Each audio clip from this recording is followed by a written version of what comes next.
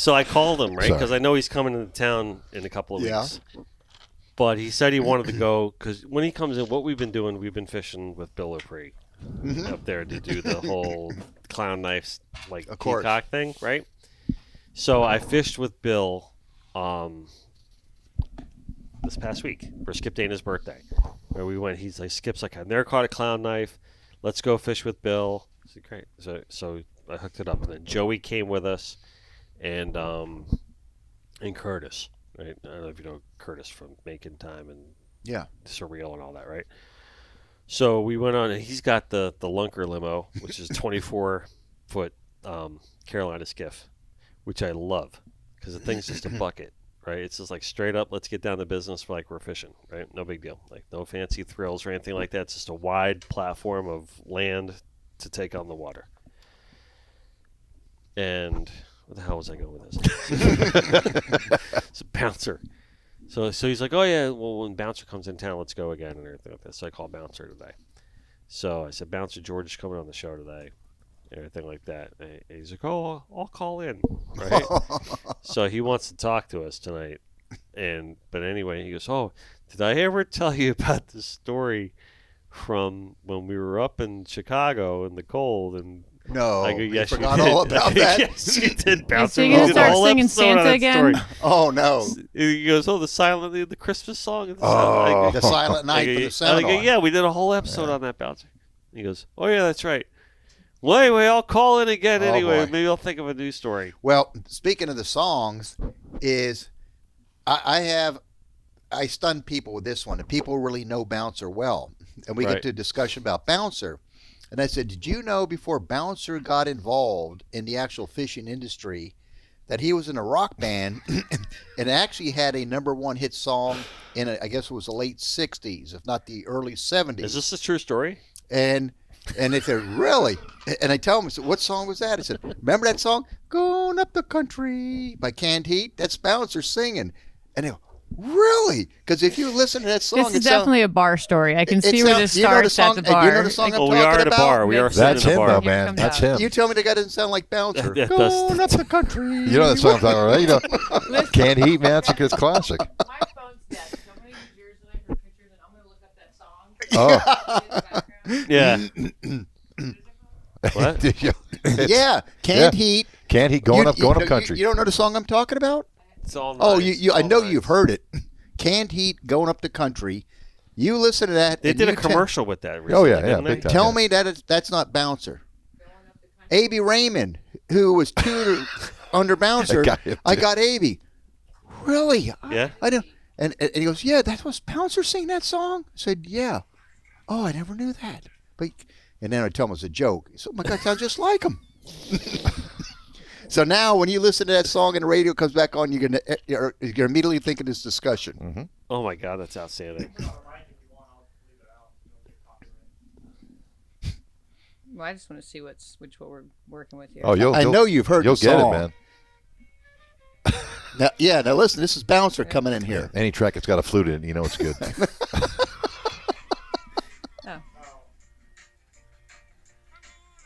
When the Santa starts shaking back and forth, is this where the Santa starts shaking his hips at Christmas This was his time? first hit. Yeah.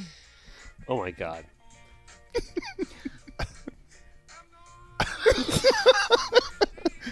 Come on, give me credit for that one. We'll That's save that awesome. for That's Bouncer. awesome. Would you give me credit for that one? Of course. Okay. Absolutely. You always get credit. We love you, Bouncer Smith. For shame. Oh, my God. Is it hot in here? Yes. It is.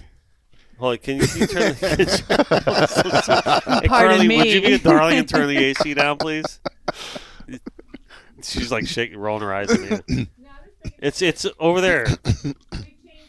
Next to all the IT crap. Anyway. So, welcome to the Connected by Water podcast, fueled by our very good friends at Papa's PLR Rum, who remind you never to be a spectator. I'm here with George Poveromo, regular guest, right? Not that you're a regular guy, but you're a regular guest, and Rob the Swede. Rob, what's your last name? You were just introduced me as Rob the Swede. I don't even know after all these years. It's always It's a Rob the Swede Greene. Greene? Greene. Okay. Old He gets English. paid enough where he can afford to eat the end of the last name. Right. a fellow Coral Springer. Yes, sir. Hey, Yeah, cheers. cheers. Cheers, buddy. Fellow Coral Springer. And, whatever. Shishi Parkland over here next to us. Of course. So I'm your host, Dennis Friel, and we are coming to you from the Connected by Water Studio Gallery in scenic and sunny Pompano Beach, Florida. We are a Waypoint podcast, a hosted podcast, and you can find us there or also watch, listen, and subscribe on YouTube, Spotify, and Apple Podcasts. Do not forget to hit that like button, and please, we would love to hear from you in the comments or by email at sales@connectedbywater.com. And thank you for the special support from our pals over at Finor Sunglasses and Olakai. We want to announce our Starbright Solutions do-gooder this week, and this one actually is very near and dear to my heart, and it happens to be the guest from our previous episode, Carolyn Stash, who is the owner and entrepreneur of Atlas Tracks, and she also is a breast cancer survivor, and in honor of Breast Cancer Awareness Month and the tournament that she just threw a couple of weekends ago, her Pink Ladies Breast Cancer Awareness or Breast Cancer Foundation Awareness Tournament, where they raised a ton of money. They had a ton of sponsors and a lot of people pitching in the community. And we just want to thank Carolyn for all the good work she does in the community, because it goes so much more beyond than that. Of everything that she does, she's always there to lend a helping hand to everybody who needs it. She's offered it to us many times. Hey, if you ever need any help with anything, hey, if you ever need, I love that stuff. I love getting involved. I mean, that's exactly who Carolyn is, and we just want to thank her for being an outstanding member of the community. I know the do-gooder is supposed to be set aside for a more environmentally friendly kind of way, but that kind of goes without saying with her, because she's just naturally tuned that way. She is a do-gooder in all respects, but Starbright also sponsors her Breast Cancer Awareness Foundation tournament. I know she doesn't need the bucket of fun, but we're going to give it to her anyway, right? With all the salt off and the reggae sponge and the boat wash and the citrus cleaner and the fuel treatment and all the good environmentally friendly products that Starbright has to offer. So, Carolyn Stash, you are our hero, and you are this week's Starbright do-gooder. Congratulations. And just so you know, yes, that I have her Atlas Track system in my boat. You do. That's 100%. fantastic. So nice. Awesome. On brand. I love it. So how you guys doing? It's been a while. Been a little while It has been. since you've been on the show. And you are our most prolific guest on the show, right? And, I have to say, I want to say that I need to thank you, because, George, you've been coming on the show since the very beginning, and you have supported us early on. And we are, what is this, episode 167? Which is very hard to believe. 167 episodes, and I told you earlier when we were talking that I did that whole presentation. I was trying to go back and count all the episodes, and I gave up. And I said, whatever, regular guest, right? And I just wanted to, just from the bottom of my heart, thank you for supporting us, for being the one that originally hooked up the entire Pilar thing in the first place for us. And that doesn't escape me, and I just want to thank you for that publicly here on the show. Well, hey, if you didn't have a quality product, like I've said before on the podcast, I wouldn't be here. But it's an enjoyable time, and want to get the opportunity to come here and sit out and talk with friends. It's great. And of course, we have Rob the Swede Greene making his first appearance in the show, and who is my television show producer, the person I've known for quite some time. Awesome. Good stuff. Thank you for coming. Thank you, my man. Appreciate being here. And we've been hanging out for like an hour already, and this has been the greatest podcast already for me. Please do tell. Kidding. Please tell. don't. Please I'm not don't telling you shit. No, sorry. But no, seriously, thanks for coming. So you guys have been working together for how long? God, I started with George, I'm going to say preliminary 2007. I started getting, to come on the seminar series to start working on that. I think I may have come on full-time in 2008. And doing that stuff, doing all the technical work. He had no clue that I was a cameraman and did any of that kind of other stuff. And he got word of that and came to me and said, hey, would you by chance want to come and work on the show? And I said, yeah, man, definitely. Let's go. I can work on the water and do this, which I didn't work on the water. So I lied on that once you find out. Which we'll get in that story. But how this whole introduction came place, we were looking for a technical director for a seminar series. So a person that had worked closely with us with the seminar, and somehow we had found a name through somebody. Rob Greene would be perfect. So we had set up a meeting with this guy, Rob Greene, at the Starbucks in Coral Springs. So the one next to the Barnes and Noble there? No, this is the one that's farther west. The Parkland one. The Parkland one. The Parkland one. Parkland. Okay. So I see where this is going, Rob. So anyway, we set up a time to meet Rob. So I go there with the person who's working with the seminar, and then here comes Rob Greene in. And so he sits down, we're at the table, and I'm starting to bite the inside of my lips and cheeks to keep from laughing, as is, the person that was with us here, because he knows that we play this odd game because we get bored when we travel. We call it the Wax Museum Tour. We'll look at somebody and we'll say, who do they look like? There's so-and-so, there's so-and-so. And it caught on like wildfire. Now, unfortunately, it's a bad habit. Every person we look at, we got to say somebody or terrible. There's somebody. We have a good time with it. So he's in there, and we're almost laughing in front of him because he has this long blonde hair. He looks like Eddie Money. Remember the Eddie Money, the rock singer? Bingo, Yeah. man. That was Really? it. That was it. I had long hair at the time when he first met me. So. And we're saying, oh my God! So You finally, mean the ex-NYPD? Yeah. Eddie so Money? he passed the audition, so well.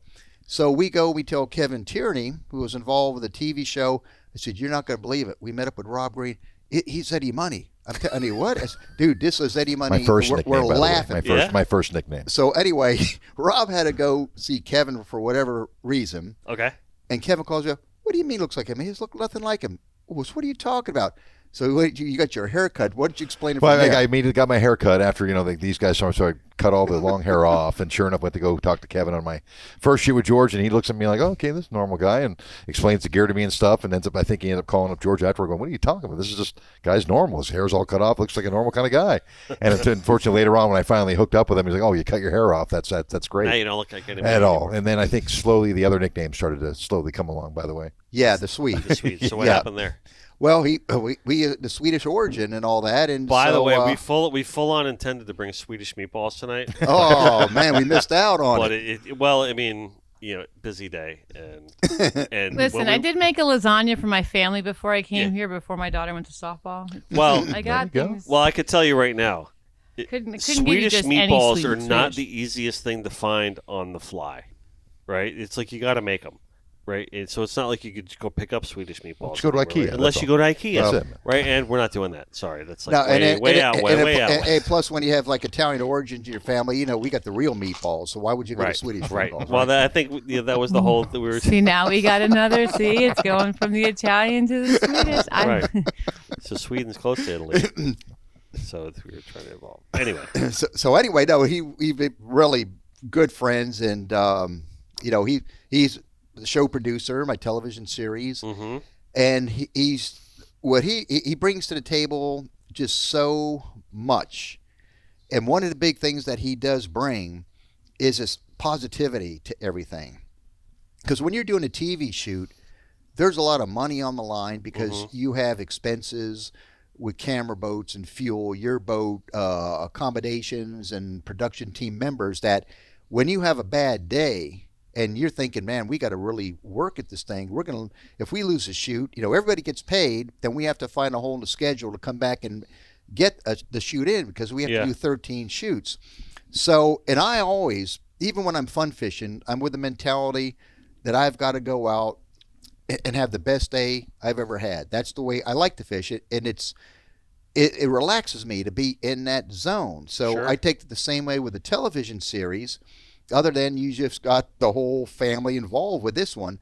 And when you have a bad day, at the end of the day, so we're struggling, and Rob's there. Hey, don't worry. Hey, it's good. We got a lot of technical footage. We got this and that. Tomorrow's we another. Don't you worry. So he gives you that positivity that you need. It's sort of like if you were a boxer and all of a sudden you lost one round badly. You come back in the corner and your trainer tells you, hey, don't worry, you broke the switch, you're good. You're going to go back out, just get that left jab, work a little bit more this next round, and you'll get it. And he sends you out the next day. So when you have an off day. Cut me, Mick. Yeah. You have an off day. I'm back. I'm studying those Ross fishing forecast analyses that night, trying to figure where the stream is, where it comes in over good bottom, water temperatures, where we were today, what I need to do tomorrow, how should we change it up. So I go to bed that night feeling so confident about the next day. We wake up the next day and we go out there, we turn up, and he'll say, did I tell you? So he brings it, Yes. and this is all in addition to the professionalism that he brings to the show. He keeps everybody upbeat, which is a very important thing. You ever Can get you- to fish? Well, that's what's kind of funny. Here's the funny thing. I'm not an angler. That's one thing. I grew up in South Florida. Just Dad never took me fishing. Never did Yeah. anything. I think that's one of the reasons why George actually likes me, because what happens You're in not, our you're not competing with with all the well, here's what's funny. Back in the days you're not when we, catching all this fish. back in the day when we used to do boat to boat, that was how we used to do in film, was boat to boat, and get our shots and stuff. I can't tell you how many times our captains or this or that would be secretly filming behind the center console and dropping a line in, and George is over there, no fishing from the camera boat, and Cardinal rule. again, I Yeah. can't tell you how many times that our boat captain would catch something bigger than what George had brought in. And it was just like, and that was something that happened a lot. And it was, Well, you're there to do a job too. And- It's, and- you know, and- you- but you're it's- not- yeah. that's where that passion. I mean, for me, I like fishing. It's Yeah. great, but I don't have that diehard passion that a lot of these guys have. And I think that's why, he likes me, because I tend to go more towards production, where I'm like, Right. we got to get everything done. Let's go, boys. And, previously we'd had guys that had been pulling out black groupers, captains that are sitting on the camera, but just like pulling stuff up, and he's dying trying to get something in. And I think that happened a couple times, and because I always had that rule, the camera boat, you don't fish, Right. because we're not some shows where they let the camera boat fish and they pass the rod over. I will never do that. Whatever you've seen on my show from the very beginning is exactly what has happened on that show. Yes. Mm-hmm. And where he's talking about the violations, and I know this might be a shock to you, always occur with Harry Vernon, our friend, Yeah. when he's helped us by running his camera No, boat. you're kidding He's me. he's a big violator. So he'll hide a rod in a console, and then when we're anchored, say we're bottom fishing, and he'll drop a bait on the other side, we don't see it. And there was one time at Chub K, and he caught about a 50 some odd pound black grouper. Look what I caught. I got so mad. Yeah. He said, take it. I said, I'm not going to take it. And then from that point on, Right. that I don't allow not even one rod on the camera boats, and I'll check in the console the whole bit, because that's not how we do it. But Yeah. The what? Well, I mean, it's funny how it happened a lot, and one of the great things that we started doing most recently, probably in the last 3 years, was we just got rid of the camera boat.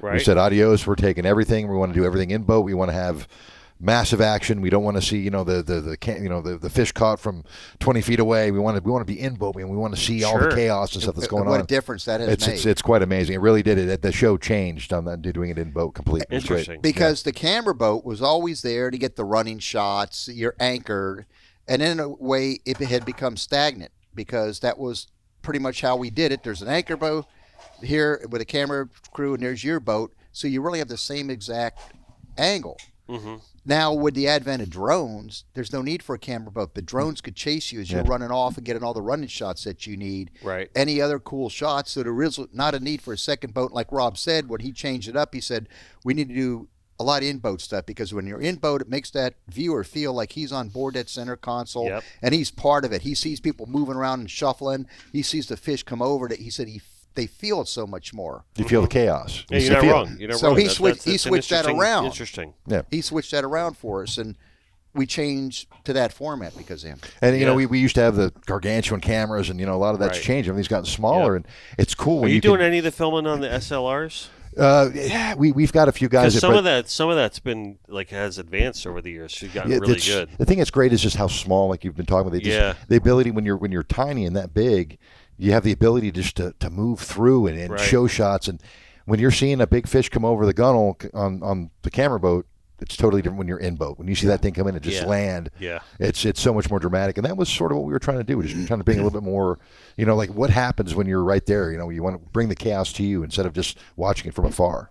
Yeah, I love it. And you guys, seem to have brought that formula over to the Discovery Channel production value too, and it really translated well there. That's what we wanted to. Yeah, for sure. Definitely. And it's funny because you could tell, because as everybody knows, broadcast television is, it's been sliding down because, you've got the internet and everything else, but it's still a powerful medium. But from the very beginning, we've been doing the show now, what is 24 years now? Yeah, you started 2000, so. Yeah, so 24 years. So I remember you've seen what you guys have been on Discovery for like 4 years now. Because I 4. remember, that's correct. think your 20th anniversary. That's when we had that. It was, I remember, like right in the one of our many episodes. Right, we talked about how when you came into the Discovery Channel, it was probably like your 20th season, right? Something like that. Yeah, yeah, it would have been. Yeah, sorry, I didn't mean to interrupt you. No. But And because in the ratings, they slowly start going down because the broadcast TV is giving way towards the internet and all that. But it's still, again, powerful medium. But when we switched to a lot of the in-boat and changed up a lot of things, the ratings that we've been seeing on our show the past couple of years, an upward trend. Yeah. So I think a lot of that is what he had brought to the table, proved that it was definitely much more entertaining than we had been doing. Yeah. Things are getting tough, though. We've been talking about ratings and stuff and what's going on over the years. And, unfortunately, the youth just, I'm sure you're like me. I mean, I still watch TV. I don't know if you're still the same thing. I still watch. I'll go and I'll watch TV. I'll watch news. I'll flip around. I'll do this. I'll do that. When I watch TV, to be honest with you, for me, it's not till like late at night. I got the 10-year-old and 12-year-old. So the TV is there. It's like during the day, whatever. It's just that whole TV aspect is going to be. It's going to go bye. I mean, it's going to be gone because unfortunately, the people that do watch TV are going to move on to the upper echelon of heaven. That to me is why platforms like Hulu and YouTube TV are the way to go now, and that's what we have at home. Because I really think that the on-demand aspect of it is important, and YouTube TV does a really good job. Hulu does a good job too, but we have YouTube TV at home of allowing you to catalog your shows. Yeah. And better than I think the DVR of cable does too. Sure, and what's been happening... So I don't think TV's going away. I think it's just No, changing. and there's another big element too, based on what we do in our type of show. Now, Discovery, we also stream. So that's another benefit that we have. So we went through the Hulu and Pluto, and now in 2024, not only do you do the broadcast with Discovery, but we're streaming on Discovery Go and Discovery Plus. So Discovery is also using us to go over to that aspect. But where the big thing lies, because you had mentioned YouTube, is where we're at with our audience, a saltwater fishing show. The demographics are hugely different between who watches our show versus the ones that are watching a lot of these YouTubes. Now, the YouTubers are generally young kids. Not to say that you don't have elderly people watching it, but it's a youth group. Basically. I personally don't have the mental space for it. Well, but my kids are addicted to it. No, here's the crux of it all. So you'll have YouTubers that'll rack up 400,000, 500, or maybe 1 million views and all that. But isn't that fleeting though? But it is, because I'll tell you why. The broadcast, you still have that group of people that are aged in, say, the upper 40s, 50s, 60s. Those are the people that, if they are successful with whatever they do, they have discretionary income that could buy a $500,000 center console, a $500 pen reel. They have the income to go ahead and participate in the saltwater world, which is why all those sponsors stick with us. 100%. And I had a sponsor. So happy you're talking about this. And I'm going to have a sponsor remain nameless. That's been a longtime sponsor of mine that also went over and spent money with one of the top YouTubers.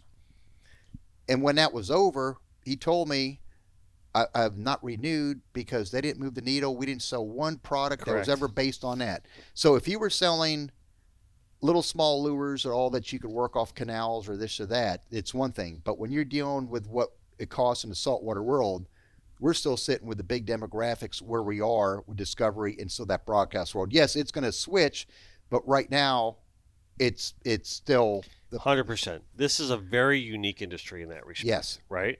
Because you got, oh my God, there's so much to unpack here from our viewpoint as a business on this one, right? Yeah. And how we kind of formulate our operation on a day-to-day basis. Okay, because there's so many people who think that that's the way that you need to go because of the views and the likes and all that other kind of crap, for lack of a better term, right? And it's so fleeting. Right. It really is. So that's why, from this show's perspective at least, right? Let's start small and start there. From this show's perspective, I don't really worry about that because I know that our grassroots organic relationships that we've developed in this show have 1,000,000-fold been worth us doing this show versus the likes and all the other kind of things that, you know, maybe other shows might get, but doesn't translate to the sales that we see, right? The relationships that we've built, the quality of guests that we have on this show. I can tell you right now, and I'm not trying to brag, but pound for pound, the people that we've had on this show are such heavy hitters in this industry, right? And I am proud of all of the guests that we've had on this show. And Are you? most of the guests that we've had on this show, Noted. right? But it's true, right? And that is the value that this show brings for us from an authenticity standpoint and an intrinsic standpoint. And we see it on the back end of our business of how that works for us as a platform, right?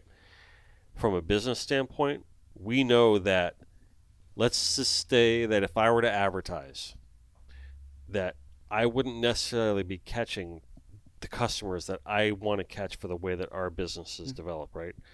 I'm getting the customers for our business of the demographic that we desire, right? Because of the circles in which we work in and the avenues that we work in. And it has nothing to do with social media presence and likes. Right. I'm going to tell you that right now, right? And that is not how we operate or why we operate.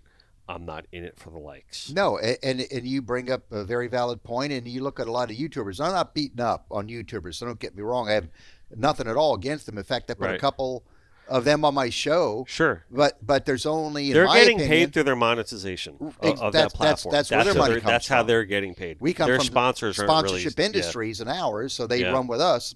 But there are a couple really good YouTube shows, but a lot of them that have a lot of these hits, they don't even have boats. But they're going to tell you how to fish, or are you going to how to do this? It's like, come on. That would be like me telling somebody how to drive an Indy 500 race car. I'm not even sat in one. Yeah. Right. Okay. No, yeah, 100%. So where is the credibility? Yeah. But again, I'm not knocking all the YouTubers. There are some really good ones out there. But as a whole, you're talking apples and bananas, not even oranges between the two. Yeah. Well, you could Papa's Pilar. Pardon me? If you look at Papa's Pilar, right? No, I'm saying, and their involvement with this show and our studio and stuff like that, I know for a fact they could really care less about what we do on that end because they know everything else, all the other points that we touch. You know what I mean? And I think that brings more value to them, you know, for the reciprocation of it all. And you know what I mean? And that is why they're associated with this show. Of course. You know? And I got to tell you, too, compliment you, and not so your headset just blows off as your head explodes, but you've had a lot of, like you said earlier, heavyweight hitters as guests on this show. So you've done an incredible job in picking the right talent that has been on this show. So no, thank you. I feel honored to be part of that. That's why I keep coming back. No, you're one of the main reasons for that comment. You know, I mean, for sure. I mean, and listen, you know, I know, you know, I don't want to make any of this like self-serving, but it really, there is a blurred line of the meaning behind all that with the likes and the followers and what really matters at the end of the day is, I think at least, how you could really connect with people.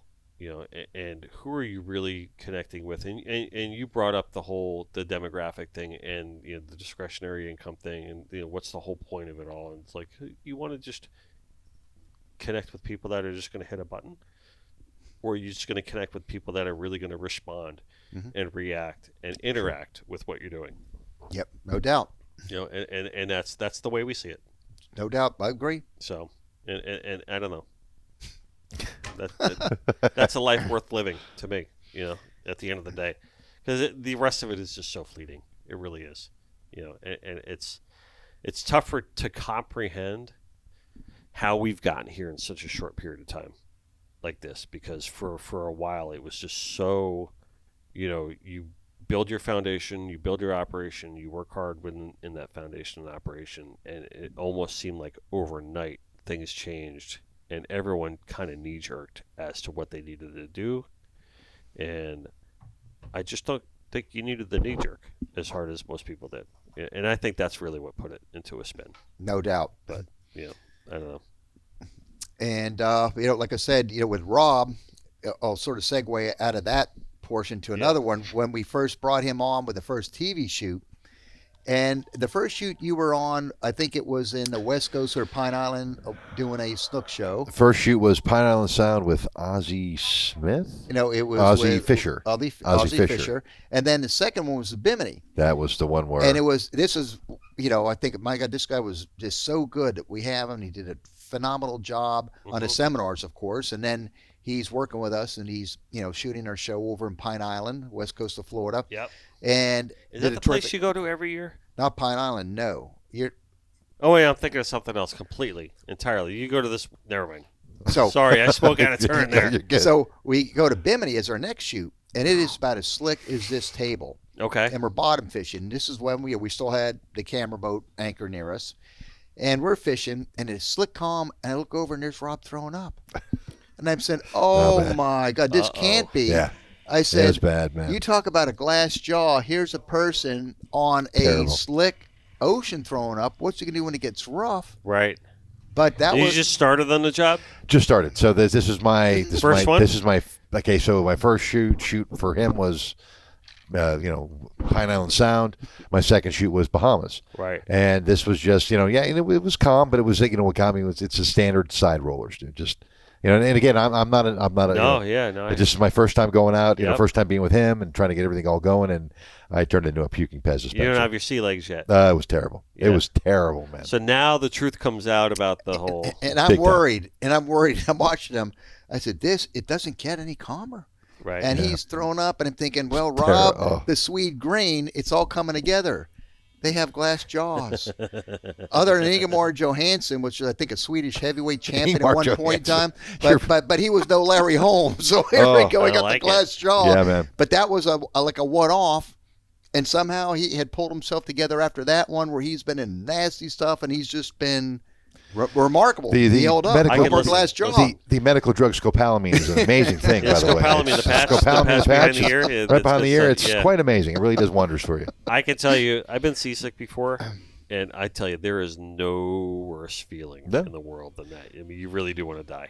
Death is an acceptable outcome. But remember, when you get rocked and all that, you talk about seasickness, he has to still look through a camera, maintain balance, and get whatever's happening. It's not going to work. So you're looking at a multi-talented type of a mentality here. Yeah.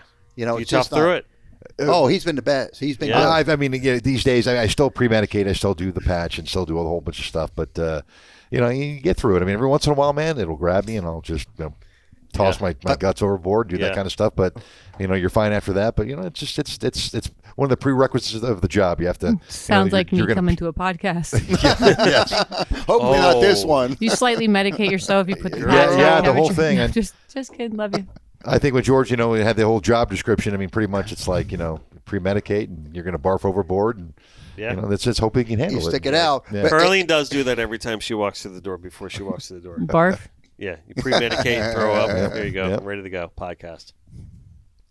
Right? But Rob, it came to later years, and he said, I got to tell you something. When I do take that medication, he said, it messes my vision up. So it's hard for me. And I'm thinking, so if your vision's best, how do you get the shots? I just put the camera in front of you, turn it on. Make sure the autofocus is set. Unfortunately, one of the bad problems of the medication is your nearsightedness goes bye-bye. Yeah. And it's just what happened. And, and I've been taking it for years, and God, I've been working for George since I've been in my 30s. And I take this medication, and my nearsightedness would go bye-bye. And I'm sitting there going, what the hell's going on? I'd have to go out at night with these guys, and can I see your glasses? I couldn't read the menu at all. And it's just the way it was. We don't let them drive to the restaurant. Yeah, I wouldn't. I wouldn't suggest But that. after a while, you realize you're just getting older and your eyes are going. You got to rehydrate Big continuously. Big time. But I'll tell you this: that patch it's the wonder drug because once it kicks in, put me up in an F-16 fighter jet, do barrel rolls, I'll be a happy camper, man. It's amazing how good it works. Yeah. It really is. That's good. Ask about the next most important thing on a boat, especially when it's hot during the summer and it's really brutal. You want to tell them about the pickles? What's the next most important thing? The next point is it's a certain brand. It's called Van Holten pickles, if I think I'm correct. Van Holten. You know, see, now you're talking my language. All right, so when you need a pickle, that's my wheelhouse is pickles. I'm a pickle guy. Van Holten, it's really good too when you get these pickles and it says no refrigeration necessary. Right, it's that good. And I mean, it's. Now I'm scared. Yeah, but it's got so much salt, so much good stuff in it. But there's been times where I've been hurting. I've been in the hot sun. I'm dehydrated. I am in just dire straits, man. And I will sit there and I'll eat a couple of these pickles and drink all the brine and. You snap right back. And we put them in a cooler, the drink cooler, so when it gets hot, and so what he does, it comes with all the pickle juice, and it's just like when you're a kid, you go to the movies, and they had the big giant jar of the dill pickles, and. So wait a minute, so the pickles keep you from getting seasick? No. Yeah, bingo, yeah. It's the ones you get at the sub counter. Yeah, man, in the bag. Really? Yeah. Yeah, man. It's like single pickle in a bag. Oh is. yeah. Dude, okay, that's I know it, what man. you're That's talking it. about. Incredible. Number one. They keep you from getting seasick, dude. Not seasick, but if you're hurting, like let's say it's a hot day, okay, and you like in a hot day, man. If it's really hot, you'll start to feel really funky. Yeah, pickle juice, man. I'm telling you. See now, listen. So Yanni is he's like Mr. like New Millennium like health man, right? Well, see, he's jumping in on the pickles. He does. He's got this like $10,000 like ice bath thing at his house, right? I don't know how much it costs, but it's a lot of money, right? But and he runs all the time, and he tells me he has a resting heart rate of like 60 because of Dude, 40. Of his exercise. Nice job, man. What is it? 49. 49. Dude. I don't. Oh, I offended him by saying. I would 60. be calling 911 at that with my Seriously. pulse ox on my finger. Be like, Dude, 49. That's pretty damn good, though, man. You have a resting heart rate of that 49. for resting? Is that when you're sleeping? Is it It's like 24 hours. Okay. Well, I guarantee you would never have that heartbeat on my boat.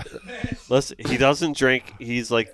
Yeah, he's very conscious about everything he puts in his body. He runs like everyday paddleboards, whatever. Like he takes it like a 32-degree bath, 33-degree. Oh, it's 1 degree above freezing or whatever like that, like every day, right? And it's crazy. So when he tells me that he starts chiming in on the pickle thing, right? It's remarkable. I gotta believe that for sure. Because look at it this way: when it's really hot, that the most important thing when you're out there is just to keep running fluids through you. Yeah. And you're watering. Every now and then you'll do a Gatorade, but the more water you drive through, and I run in water through me religiously. So what would happen, and a lot of times you're perspiring a lot of the more important parts. Yeah. And the pickle puts all that back into you. And it just, number one, it seems like it rejuvenates you and puts all that you've perspired out, the more important elements, back into you. I'm not a doctor. I can't explain it. You might be able to do a little better than me on it. But you're getting such an inundated, you're getting hit with so much salt that you pretty much stop sweating. So all the water stops going out of your body. Right. And you're able to hold on to that water. And all of a sudden, I mean, there are times, I've been in the morning and, man, I'm hurting bad. The sun's hitting you. You're sweating. Right. And you're trying to, and I'll eat one of those, and all of a sudden, all that stops. Especially you got like the sweats and the grundens on and stuff like that, and you're like self-contained. It's amazing how refreshing that is. And the best part, the pickle is good, but the best part is you drink that cold pickle juice. It's almost just like a Gatorade. But if you can imagine that. And all of a sudden, you're feeling 100% and you're just refreshed. And then when you get back to the dock, everyone has such high blood pressure, wonder who's going to stroke out first. That's what you got to pop his heart to compensate, to bring slow it yourself down. back down a little bit. But, I was going to say Papa's for the ride-in. Yeah. But there's a tip this right is there, good the pickle because tip. I am a pickle freak. Oh, okay. Like when I go to like when I go get a pub sub. Wait a minute. Right. When you go get a pub sub? I guess you'd get the pub sub. When I go get you a when pub Carlene goes to get a pub sub for me. All right. When I deliver your lunch to you. So. Wow. I guess that's what happens when you're a famous artist. That's what I'm saying. Don't let him, I hear. So the order is, it's an ultimate, Boar's Head Ultimate, right? On the multigrain, right? Okay. And it's just the order is a little bit of lettuce and as many pickles as you can fit on there. Yeah. And when they're done, you say, keep going. Right? Because their idea of what they can fit on there and my idea of what they can fit on there are two different things. So until the person starts laughing when they're trying to cut it and they can't close it, that's how you know that they made it right. There's so many pickles on there. It's basically a pickle sandwich. And then you ask With- for a with some- side to go. What's that? Yeah, and then a side of pickles. Pickles to go. And then give me a side of pickles. On We're there. going to change you. Okay. You got to grab those pickles. Got a what? Grab those pickles and take those out. Oh yeah, next yeah, time. yeah, 100%.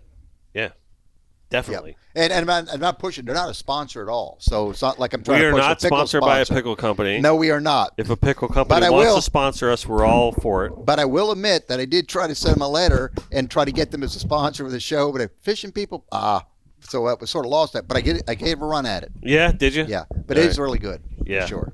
Well, I mean, listen. Any excuse for pickles for me is it needs to, and my kids are the same way. My kids are actually very much like addicted to pickles. They're the same way. Like they're like load them on. My wife has nothing to do with them. And outside of the boat, I don't eat them. Oh, you don't? No. Really? I just keep them in that cooler when we go fishing on those really hot days. That's where Yeah. they come in handy. But outside of that, That's what I use on the bike. that you drink the pickle juice, right? Actual shot, but I buy them from a supplement company. The pickle juice shots. Well, that's like that's really extreme there. I don't. Now we don't throw the pickle juice away in our house, What do you do with it? right? We drink it. Oh, well, of course. Yeah, Okay. yeah. So we might just because I love drinking it. Like I didn't realize there was really like a health benefit. What to did it. you do with the pickles I bought you? The jar at my house. The ones that you had, we ate them. Okay, because he didn't like they weren't his style. Pickles. No. But I had them and I loved them. Okay, I did like them. They were kind of like the Wickles thing. What were the ones? they're boar's head horseradish. Yeah, the Boar's Head horseradish pickles is what she got for me. Oh, that could be a little radical for me. I don't know if I It can was. do that. I thought it Or was They were Horseradish. too, bread and but I butter. loved They were them. like I a liked bread them. and butter kind of. Are they sweet Well- or more sour? No, they were so they They weren't were- traditional bread and butter. It was an interesting thing. Like if you gave me bread and butter pickles, I will not eat them. But this was the horseradish bread Bread and butter. So the horseradish. Okay, I know the ones you're actually- talking about now. actually Yes, I do. offset the whole bread That's and right. butter I know thing the and one- made it yes. taste better. I know the one you're talking And I about. actually liked them. Yep. So it was, it's kind of like a Wickles thing, you know what I mean? But I don't know. They were good. I liked them. I thought I was going to hate them, but I ended up loving them. I'll try better next time, Dennis. Don't beat me, please. I'm sorry. Don't beat me. Okay. I'll have to remember that. Well, the pickles were definitely a good segment, I thought. Yeah, good segment on the pickles. What do we Good move stuff. to next? Yeah. You know, George, I'm very glad that you can come on this fishing show that's not about fishing and talk about pickles. Well, we never talked about pickles on the show, and I actually am a huge pickle We're fan. trying to give your listeners a very valid tip to stay healthy out there. Unless they have high blood pressure, then they don't need to be doing pickles. Yeah, right, yeah. That will save you, though. And Van Holt, It man. will. A hot Van Holt summer in the day. bag, man. Yeah. Good Yeah. stuff. So what's next for the show right now? What are you guys into right now? What do you got Trying to going wrap on? up our season. We have, 9 done already? 9 done. We got 4 And left. 13. More to and go. we are. You have 4 left? Yeah, we're Yeah. right on the end of this. Can you talk about who you got coming on? Sure, we could. Yeah, Go ahead, yeah. Rob. Well, I mean, for I mean, if not, it's not a big no, deal. no problem. Yeah. This season we had a couple of good guests. One of the cool ones we had Jimmy Johnson on, obviously for this Yep, season. Yep. So we had him come on out with us and hang out for the day, and that was a good little How time. was that filming with Jimmy? Phenomenal. I can Because tell you for- one. He's such a great guy. He is, and I've known him. I knew him at arm's length because we do our saltwater sports and seminar series, and we're in Yeah. Isla Mirada. So he is actually had come on and had helped us with a dolphin fishing session Yeah. as a special guest That's his faculty specialty. member That's what he loves doing. Right. The most. Yeah. twice. Yeah. So I knew him through that aspect. And we decided, well, let's think about Jimmy here and getting a TV shoot put together. This was through the tourism of the Florida Keys, Andy Newman. And he got us together. So I Mhm. brought the Mark 6 down. And we decided, well, let's go out and fish with Jimmy. And what was really unique about it, and again, I'm not a football fan, so it's not like Jimmy Johnson. Right. I go maybe for personalities more, but the football really doesn't do anything to me. But hey, he was a great guy when I saw him at the seminars. really He great guy. fishes, so let's go out and we're going to do a show together. And so we met dark and early, and he showed up early, even ahead of time. And you could tell at first he was, with the crew. He knew me at arm's length. And he's wondering about the crew and all that. He's trying to get a feel for everything, what kind of day that's going to be or whatever. So anyway, he got comfortable. I talked him through a lot of things, showed him the electronics. He was all excited. So he was on the Mark VI, and we had gone out. I want to interrupt you for 1 sure. second, just for context. Sure. And you say all that stuff about how he's trying. A lot of people don't realize it because he acts so young. He's 80. Well, okay, and I will tell you. 80 years old. You were right, because. And he's got a motor like nobody else. 100%. And I wanted to fish. We had 2 days lined up to fish, and he was telling me, and he goes, "Can we get this done in 1 day?" Yeah. And he goes, he said, "No, I'm 80 years old, the whole bit." And I said, "Oh, heck yeah." So, when you see him and his enthusiasm, he's like, we picture him in our mind, or at least I do, like our age. Yeah, right. And he goes out there. We heard that too. That's when we heard you can do this. You can tell 1 day, please. We have 1 day to do this, and all the crews immediately was like, "Oh, the crew man!" Was, they thought they had 2 days to get this in. Yeah. God, it was tough. So to make it. That's the thing too. When Jimmy speaks. Yeah, yes. You know what I mean? And everyone's like, okay, that's what Jimmy wants to do. Oh, yeah. So we had that cushion. We figured if we had a slow opening day, we could get it done the second day. So now we knew we had a day to work, but then what was going against us is we had all these thunderstorms in the area. Oh, really? So we set forth. Did you roll out from his house? Actually, he wanted to run out of his house, but we have another friend of ours who offered the dock at their home, which is on the ocean side in Key Largo, to run out of there. Clay Cowart. Yep. He has a YouTube series, Life by the Bow. So he was kind enough to let us dock the Mark VI there. And in fact, Clay had actually helped out on that shoot as one of the videographers with us. And we took off, and he is such a, after you get on the boat with him, it's sort of like no different than if I were fishing with you or Rob. He's just one of the guys. He totally is. And there's no air, there's no coaching greatness, there's nothing like that. And we just melded. And it was a very tough dolphin bite because the fishing was really slow, but I knew where certain aspects of where the stream was. And you see these storms, so we had to get something done fast. And fortunately, we were picking off a few on the troll. Then we hit one school of fish, and everything worked out where we got the fish. And then all of a sudden, the storms start moving in. And we stayed out there as long as possible, but then the storms had built between us and the shore. Right. So I said, "Jimmy, well, let's get to the barn." Did you run a full 25 out? Oh yeah, You did, we made that run in the morning because where I thought and everything. We didn't even play with the hump. We went for the dolphin. Okay. And I knew look at the Ross fishing forecast analyses. I knew where I thought would be potentially productive waters, right? And that had helped us in that slow period at least get enough dolphin in for the show. And running back was the best. We're hauling, and there's just the radar is just all red with storms. And so Jimmy, hang on. He's sitting right by me. We go through that storm, and it's raining, and we're hauling with the Mark VI. And he's like a kid. "Oh, this is so great! I love it." We got a video of him shouting, and he was just enjoying running through these storms. And I'm hoping that we just don't get electrocuted. Sure. Oh, but I did one thing that I think I set a record on, because I've not seen it. Again, I will preface this by saying I'm not a football fan, but on that run back in, and we got video, you'll see it on the show, I think I was the first and maybe only person to ever make his hair move. Oh, really? It was flying and moving, and it's, wow, this was something special. Trying to find. I think this is the shot too, with trying to find the right one. But no, yeah. Okay, hold on. We have a special thing happening here real quick. Connected by Water podcast, can I help you? Hey, is there a guy in there that doesn't whine fast when you tell him there's sharks after his fish? There's a one person that does that, and there's another one that doesn't film fast enough to get the fish in there before the sharks get them. Hey, bouncer, hey, bouncer, I'm going to come clean. Hey, bouncer, I want to come clean because you might hear this from an AB or somebody else, but I'm going to come clean here with you. Are you listening? I'm listening. You always brag about how you did that Christmas party for us in Chicago with the Silent Night deal, but I've been fooling people. We get a discussion about you, and I fooled A.B. Raymond a couple weeks ago. I said, "Do you know that before Bouncer got involved in fishing, that he was actually a member of a rock band and had a #1 rock song. Either it was the late 60s, early 70s. And he goes, no. Who was that? And what was that? And I said, you know that song, Going Up the Country by Cantey? Going Up the Country. Bouncer, they think that's you. They think it's you, and I'll let them run for it, and they believe it. Then I have to tell them it's really not you. But they said, that sounds like Bouncer. I said, I know, it does. Rob, aren't you defending me and all this mess? I'm Swedish. I stay totally neutral. Swedish.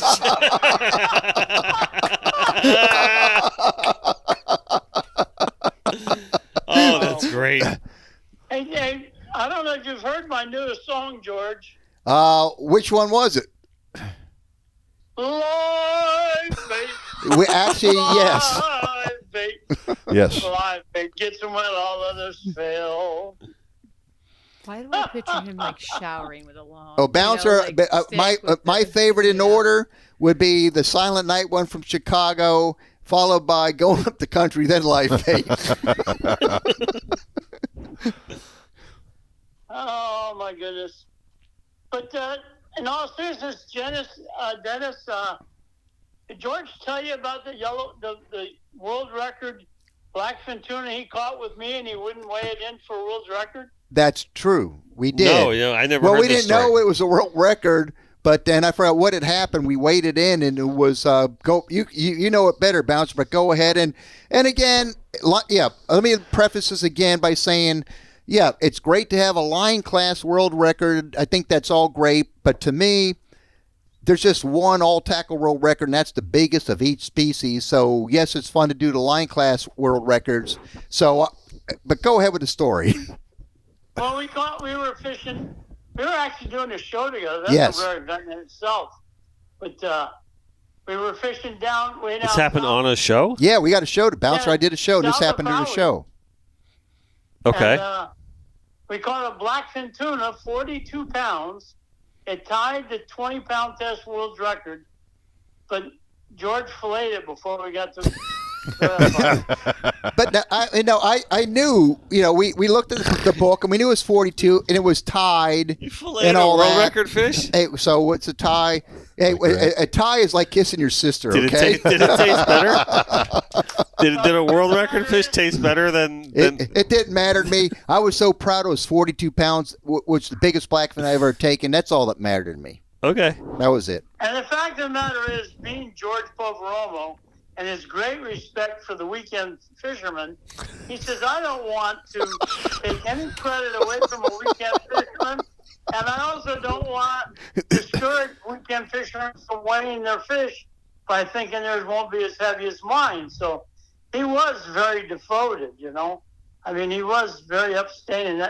That's the only time in George's life he's ever been upstanding. That's right. That's right. But it was a hell of a blackfin tuna for sure. Sounds 42 pounds. 20-pound class tackle. Okay. And it was just really remarkable catch. And we had done, what did he, a flat line, didn't it, Bouncer? I think he ate a flat line. I know we caught a sailfish by the tail.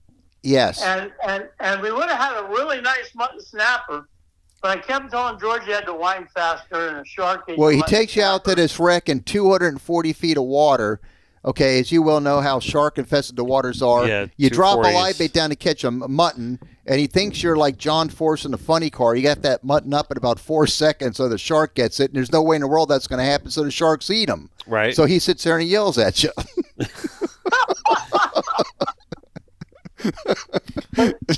But Dennis, George and I have had some really, really great experiences over the years. I mean, I've gotten to Orlando. I left Miami at 6 o'clock at night, and I got to Orlando at 6 in the morning to do a show with him.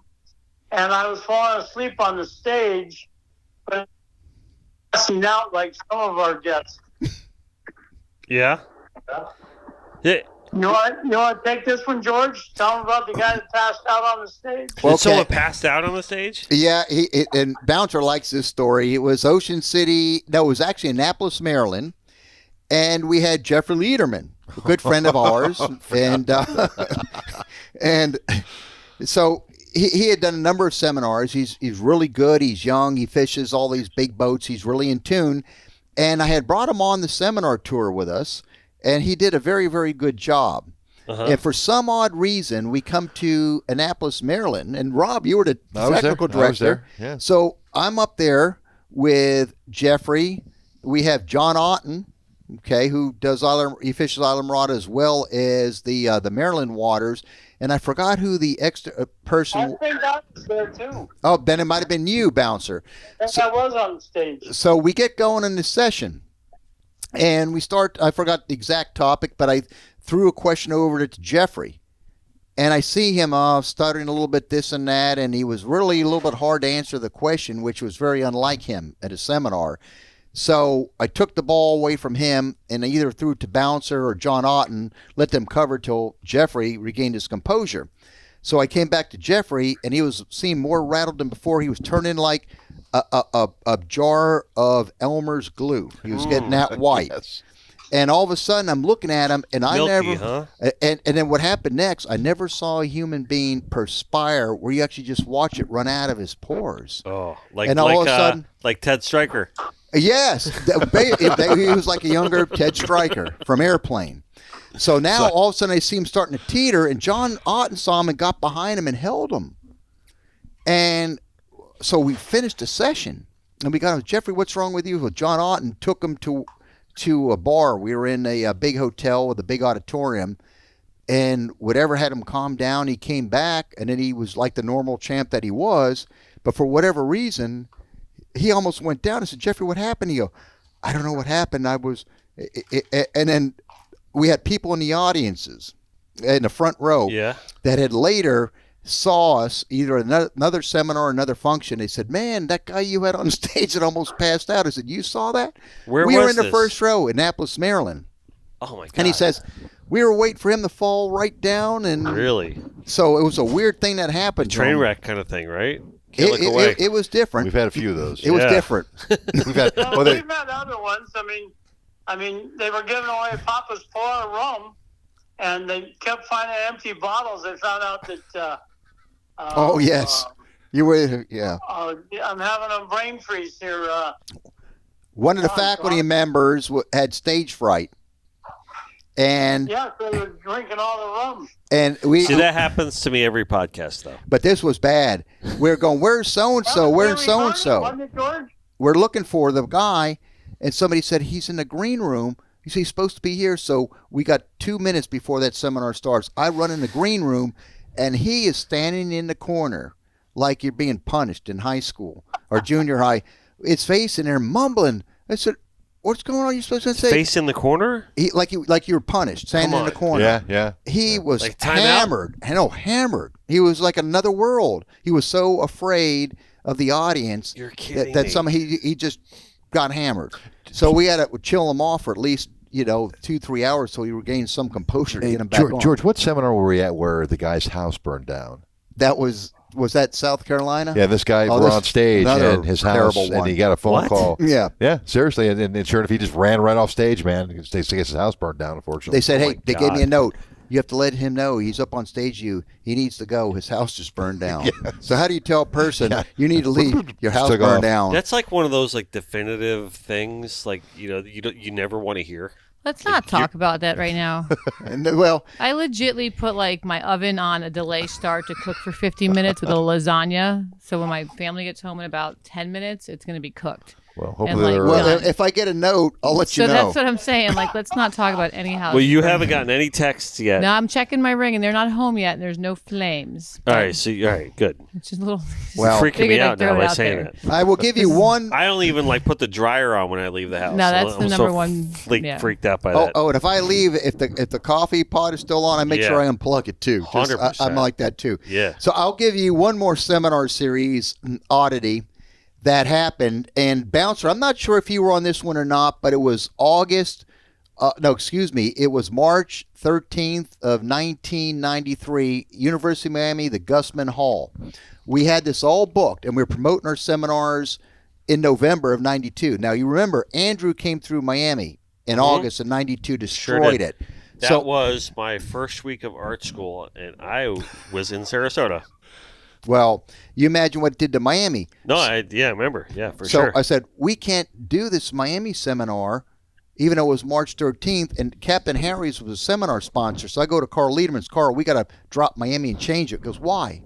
He said, you need to keep it. I said, there's nothing left in Miami. Who's going to show? He said, they'll be getting insurance monies. They'll be looking for diversions to get away from rebuilding their homes. You need to keep it there.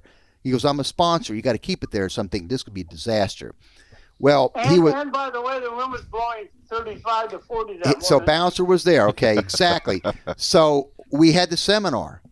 And not only did we sell a 600-seat theater out a month in advance, people still wanted to go. So we put 40 extra seats behind the faculty on stage and sold them as obstructed view seats, sold them out instantly. So people still wanted tickets, so you're going to have to stand. So we sold the tickets. We had That's great. about 800 people. Okay. Then the morning of that seminar, another bad front came in and tore everything up. I'm thinking, is this another hurricane? It was disastrous winds. Right. So we showed up. We had it all packed. We start the seminar, and people were so eager. They were thoroughly enjoying it. The first session I was doing, Mark Sosin was my co-host, and he and I were working this panel. When we got off, a fire marshal comes to me. He said, you need to shut this thing down right now. And I go, why? He goes, I'm a fire marshal. You are way oversold. People are on stage. They're standing. They're packed. You need to cut this out and stop it immediately. I said, oh, okay, I'll do it when I go back on stage. I go back on stage. And I had Mark Hufftailing as one of the faculty members who was a part-time guide, but he was a big Miami firefighter, high in the ranks, and a couple other faculty members. And all of a sudden, I'm starting that session, and here comes the fire marshal, walks up to me while we're getting the session. He goes, I told you now, stop this thing, get off stage right now. This is oversold, or we're going to have you arrested. You need to stop it immediately now. And I look at Hufftailing. Thank God he was there. I said, Mark, we got to shut it down. He goes, who shut what down? The seminar. Yeah. Why? I said, there's a fire marshal there. Said we're oversold. He's shutting us down. He is not shutting you down. You tell him I'm Mark Hufftailing with the city of Miami, and I overrule him. Right. And you tell him we are running the seminar. You're going to create a riot and fights. People are calm. They're enjoying this. And you try to break this up now, it's going to be a mess. You keep this thing going, and you tell him, I'm Mark Hufftailing. I overrule him to get out here and tell him to F himself. Right. So I looked down. That was just what I wanted to hear. I looked down and said, that's Mark Hufftailing, the city of Miami, and he overrules you. He said, go F yourself. I told the guy that because I was all nervous. Yeah, man. And the people in the front row, their eyes were like golf balls. So I said that to him. We got rid of him. The seminar was With a the beautiful microphone event. on, George says that. It was a beautiful event. Oh my God, I would have loved to have witnessed that. If it wasn't for Mark Hufftailing, he saved that Miami seminar. Yeah. That's great. That you That was yeah, some popular seminar because, like what George said, everybody was coming out and being totally depressed, and the weather was so bad. So if you did have a boat, you couldn't go fishing. So everybody had a great time. They were happy to see fishing people talking about fishing and trying to get back to some kind of normalcy on the whole thing. You know, I know most of the people watch this show and listen to this show are South Florida based, but we do get listeners and viewers and stuff from like other states and stuff. And I think it's important to kind of just mention this. We're so seasoned when it comes to hurricanes and just the know-how and just, I don't want to say complacency, but, you know, we don't really take it serious unless it's like above a 3, you know, kind of thing. It's like, all right, you know, whatever. But I think that, you know, looking at it from like, oh, we just had a hurricane and we don't know if people are going to come. I don't know if it at this point, especially after 2004, 2005, if it phases us anymore. Well, Really? Well, this is also 6 months after the hurricane or more. Yeah. So people were on the rebound, and they were desperate for things to do. It'd been a long, hard winter. and you were right, Yeah, Bouncer. That's what Carl Lederman said, and he refused to let us change and drop that seminar, and sure enough, he was dead on with it. Yeah, that's great. Well, enough with the seminar series Carnage Tour. What else can we talk The about? Carnage Tour. Hey, Bounce, where are you at right now? I'm in Beaufort, North Carolina. Tomorrow I get up in the morning, have some breakfast, and I drive to Little River, South Carolina. And then I go from there to Jacksonville, and from Jacksonville to I forgot the name of the place. Melbourne, New Smyrna. I've got a couple stops in between. I got to stop and see the pink-haired lady, Corey Red Oh, Wine. Corey. Stop in New Smyrna Beach. Oh, we love you, Corey. Regina Gray, and then I'll be in Melbourne. Oh, you're gonna stop and see Adrian and Regina? Yeah, well, no, Adrian's in. No, he's in Australia right now. That's right. Yeah. Well, I'm going to stop and see Regina. Don't tell Adrian, though. All right, I'm not gonna say nothing. Your secret's They're safe with such me. great people. Like I was saying to you earlier today, we have the best circle of friends. We really do. Yeah, press and company we question, but in general, I haven't been invited to Howie by the Greene or whatever it is. No, yet. Howie by the Hills, bouncer. That's because I'm there.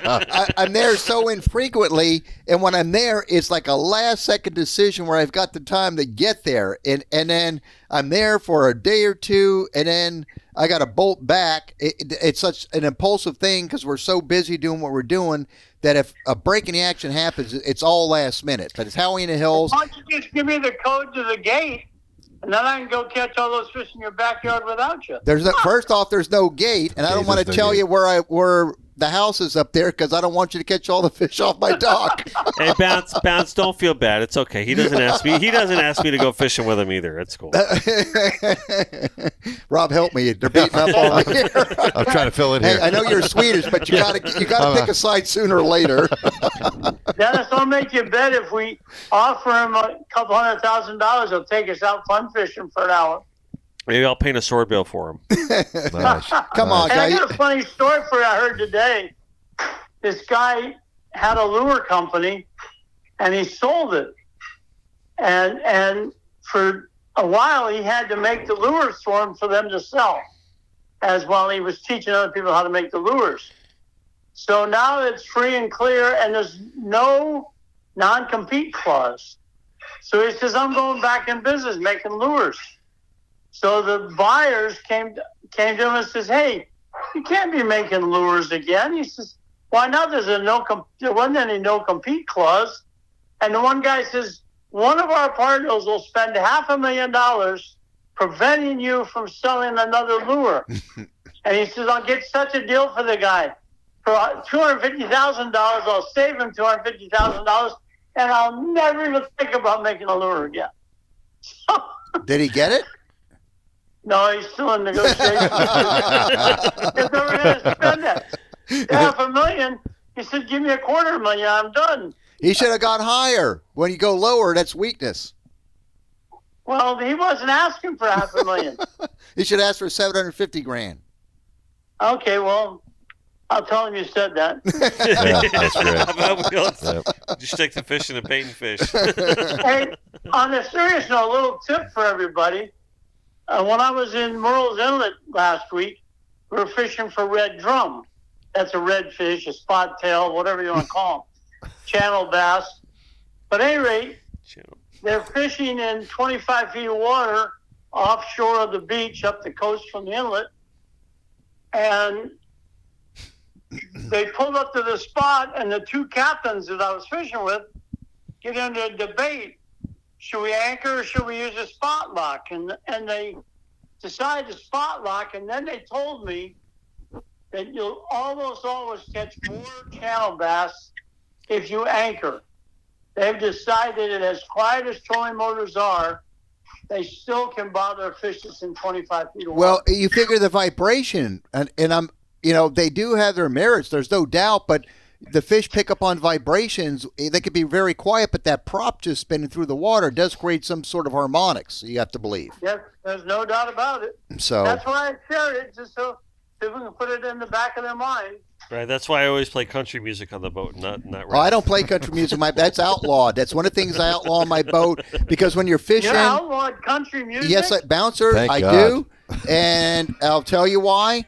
Because see, that's it. Stop, George. Yes. Dennis, the reason he doesn't allow country music is he doesn't know there was country music back in 1930 when he was dating girls and wanted to remember the good old days. Hey, but outside the compliments, Bouncer, I don't like country music because you're supposed to be happy fishing. And when you listen to country music, I'll start crying on my way back in. I said, man, it's supposed to be a happy day. Now I'm crying or something like that. But here's the twist. You know, you heard when you know that joke when you play country music backwards, right? Yeah, everything gets back, better. You get your it house gets better. back, you get your wife back. You get better. Everything gets better. And you're back onto the Blue Marlin that you lost. Right. Yeah. But Rob Greene and I had this unique thing. And it's definitely unique. I wouldn't call it worthy or anything like that. But he and I, his dad was a DJ. And my uncle growing up was in a rock band. So when I say, growing up, this was the late 60s. So my mom would take us to the record shop as a kid to see how my uncle's band was doing. So when you were there, you'd always end up buying a 45 record or an album. Right. And so throughout the years, I, for somehow, never lost any of these 45s or these albums. I've got over 200, maybe 300 45s. The albums from the late 60s to the early 70s. Years ago, I bought a jukebox where I put 200 of these albums on the jukebox. You got this at your house? Yes, I do. So Rob's dad, being a DJ around that same time frame, he and I will sit when we travel and listen to these old songs come up, and he and I could guess exactly who's singing exactly what song. And we have this contest, or he's the only one that could run with me on who's doing what. I know this sounds like just so worthless information, but it's a fun thing that we both have this there are a few connection. people. George, I got news for you. Yes. This entire podcast is worthless. Every episode we do is worthless information. It is. That's why it's fun. Yeah. Right. We just like to have a good time. So please but tell, here's something. give me all your worthless information. I'm going to let Rob that you tell have. this story. And his dad was a big DJ. And tell him about the Rolling Stones promo and what happened with this. Listen, this is true. This goes back to probably 1964, 65, maybe Stone's first or second album. And my dad was a DJ in North Carolina. And he decided to go ahead and call his promoter, the guy that he worked with, and said, hey, we need a new band to come in and see what's going on. They hired the Rolling Stones. No one had a clue who they were at all. Had no clue. So my dad went ahead. You can't always get what you want. Yeah, exactly. Bingo. That's good one on that one. So my dad, I think he had a 30,000 person stadium that he bought, and or not bought, but gotten, and I think they domestically here. That was in North Carolina. North Carolina. I think they only got 2,500 seats sold. Yeah. And the promoter felt terrible that they gave back his money. They said, "We're so sorry. This didn't work out. We're sorry this didn't happen." It's the Stones. This is kind of crazy because nobody heard them yet. So the promoter felt real bad and talked to my dad and said, "Hey, listen. Next week we got the Hermits coming in. So if you want to go ahead and take that, we'll help you out." And he made his money back on the Hermits. So Hermits. Yeah. That crazy. Wow. Stones just we're not quite yet to where they were. Make me want to sing again. Mrs. Brown is not a lovely daughter. Let her rip, Bouncer. You remember any Hermits songs? Certainly. I'm Henry VIII, I am. Oh, yes, man. he does. Let's have it. Let's have Yes, he it. does. Sing it, Bounce. I don't think he needs to sing it. That's his thing. He doesn't need to sing it. That's the whole thing. All right. Hey, Bounce, we're going to let you go. It's good talking to you guys. You take care, Bouncer. Take care, Bouncer. Good talking to you, buddy. And remember one thing, guys. Don't screw it up. Yes. Too late. Too late for that. Yep.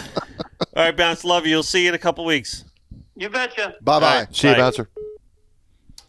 But, yeah, Rob's dad, that's a unique thing about him. His dad was a DJ. And in the stories, he said that his dad had all these 45s. And just finally, when he burnt out, he got tired and just threw them all out. But if you look, You threw them all out. these 45s are terrible. worth a lot of money Terrible. Yeah, based they on are. how many printings you do. So his dad probably threw out a gold mine of albums or 45s. Yeah. That I mean, just stack, milk cartons worth of just album. One cool story is back in his heyday during the North Carolina days, he had to be the MC for the Monkees. The Monkees were coming into town. Mm-hmm. And Monkees came in, and he had to go talk to them and say, hey, what's going on? What are you going to do? And how's the show going to go? And they said, well, we got this crazy opening act. These guys are just insane. You have to see these three super skinny dudes and they're down by the pool. And come on, take a look at them and stuff. Those probably look like the what's that Big Bang Theory guys, right? Exactly, just like but my dad goes over and then Mickey Dolenz from the Monkees is talking to him. My dad looks down and sees these three guys. Who the hell are those guys? It's Jimi Hendrix and the Experience opening up for the Monkees. For the Monkees. Really? Yeah. And so that was their opening act. And I guess you got to do what you got to do early on, right? Got to do what you got to do. And these teeny bopper girls are looking for Mickey Dolenz and Davy Jones singing, doing the whole thing, and they see these guys lighting guitars on stage, and they're terrified. So good stuff, man. Really good stuff. Yeah. Man, what a great band, The Experience, man. Oh yeah. Listen, I tell you though, I mean, I love talking music because so much of it. I worked in the music business for like 17 years, but I grew up the youngest of 6 kids, right? So all my brothers and sisters are all older, and when they would go off to school or work or whatever like that, I had their Peaches crates at my. Of course, remember Peaches crates? Right? Oh my God! And yeah, for sure, Peaches. So I got 5 older siblings, you know what I mean? So they all had records, and I had just like everything from Chicago to Deep Purple, Led Zeppelin to Elvis to whatever. And then my parents had records like the old stuff. So my knowledge of music is like vast. And when I started to go into work in the music business, it was actually a really good fit for me because I had all that whole background with it. But I recently saw a band the other night that really put on one of the best shows, and I probably was the youngest guy in the entire crowd. Chicago. Oh, no. Really? Dennis, you talk just about felt- Chicago. No, Really? Dennis, I love you. You talk this about is great. Chicago you earlier. fell, This you is fell great. down several notches. But with I that- got to tell that you one choice. thing right now. You don't like Chicago? No. That's fine. But I can tell you one thing right now. They were tight. They were. You don't like He Chicago? smuggled in pickles. They weren't tight when they were tight. They were tight. All right, so real quick. When they played 25 or 6-4, Gotcha. it was electric. It really was. Well, let's say right now, like it's your first concert of all time. Your first concert, man. The one, like, no, I should say first concert. What is the? You're young. You're back in your teen and 20. What is the best concert, man, you've ever seen? Me? Yours. That's been. I can tell you unequivocally what it was. That's been the best you've ever and seen. I've actually discussed this with Paul when he was on the show. The best concert that I was ever at, and when I mentioned this concert to Paul Castronovo, because we were talking about shows and everything, and he went, "Oh yeah, that was a great show." It was when Pearl Jam came in and they played Lockhart Little Yankee Stadium. Little Yankee. Right? And that was the tour when they bucked Ticketmaster. And they said, you know what? We don't like what Ticketmaster is doing. We're going to run this show on our own.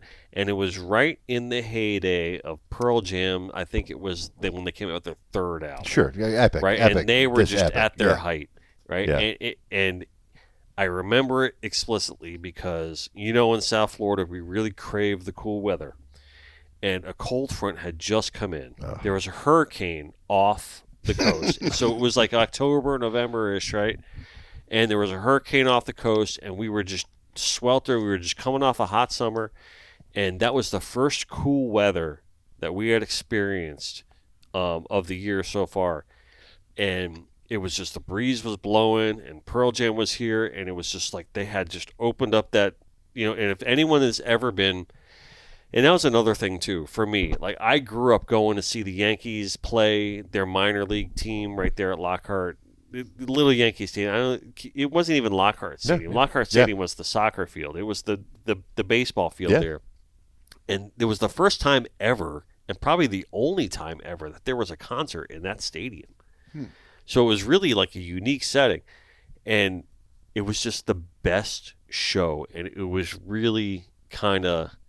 so intimate but so vast at the same time, and it was just the playlist was perfect, the band sounded perfect, the weather was absolutely perfect, Pearl Jam was at their heyday, and it was just epic. Just a great show. And I hate using that word unless it's warranted. It was a great show. It was show. Epic, yes. George, what you say yours? Like yours? Mine, okay. I took my daughters to see the Rolling Stones because that's like tradition. You grew up with them. They were phenomenal. But the best concert I had ever seen was, I want to say the year was 1976. It was at the Gusman Theater Hall in Miami, downtown Miami, which was a real posh theater. And this was the last concert they held there, rock concert. It was Jay Ferguson who opened up. Yeah. He was with the band Spirit. Spirit. And that was the band that my uncle was with, Jay Ferguson. Spirit was the headliner. So we were at Gusman Theater and watching, Jay Ferguson was great. Then Spirit comes on. And they were, big late 60s, Mechanical World and all that. And Randy California, the lead guitarist, the whole bit. They put on a mesmerizing performance where he hypnotized like the crowd. He didn't hypnotize me. And he's getting his guitar out and he's pretending it's like a machine gun. Wah, wah, wah, wah, and everyone wants to be shot. They're putting their hands up. Then the balcony's waving. It was one of those concerts. And he's up there doing all this. Then all of a sudden people start pulling down the big drapes and they're going, and it's getting right towards the end. The whole thing was getting so out of control. So I had the girl I was dating at the time. I said, this is a good time for an exit strategy here. And so we got at it. They ended up right at the end, they tearing the whole entire place up. That the Gusman Theater in downtown Miami never allowed another rock concert in. Really? Yeah. But the band was incredible. I would have to say that would probably be the one that I liked the most. The best, right? Yeah. And then, Rob, I know your answer well, because we drive together. Why don't you tell the audience? So real quick, of the audience, so what was your best concert? Like, what best concert you ever been to? Other than Bouncer going up the country. Pantera. That's also a good one. But I'm a music person, too. She likes metal. I like everything. Paul McCartney was my first over at the old the orange Joe Robbie Stadium. Yeah. Back then. My Stone Temple Pilots was a good visual for me when they were playing down in Miami, and he was simple, and he's up there, and he just had like the sequence kind of flowing in the back, and it worked. But a really neat concert that I went to was Offspring. Killer. And seeing it down in Miami too. It was at Bayfront, but maybe it was like just an open land, but it was such a big concert, and it was the one type of concert that I was all the way in the back, so I like to eat gyros, and it's like festival food. So I get up front, I want another one. So you go back and get a gyro, but you look in, gyro, and then you look in, and the whole place is like just steaming, and everybody's jumping. Because it's like normally the front's jumping, standing, and then you have people sitting in the back. But the whole distance, everybody was just bouncing with it, and it was just a moment that you took in the song, whichever song at that moment, I can't remember, unfortunately, but it was just everybody great was involved just, at that whole time. And play. And then there's all the good stuff. I remember what was 2008, Jimmy Buffett. So that was just the epic, right? That's just the best, right? Yeah. So we did an entire podcast for our Jimmy Buffett tribute of the concert that my buddy Andy and I went to go see. When I don't know if you remember this, but it was probably 1991, I think it was, when the Manatee numbers were down, and he called that impromptu concert at Sunrise Musical Theater. It was just him and an acoustic guitar. And it was, I know you don't like Jimmy Buffett. I didn't say that.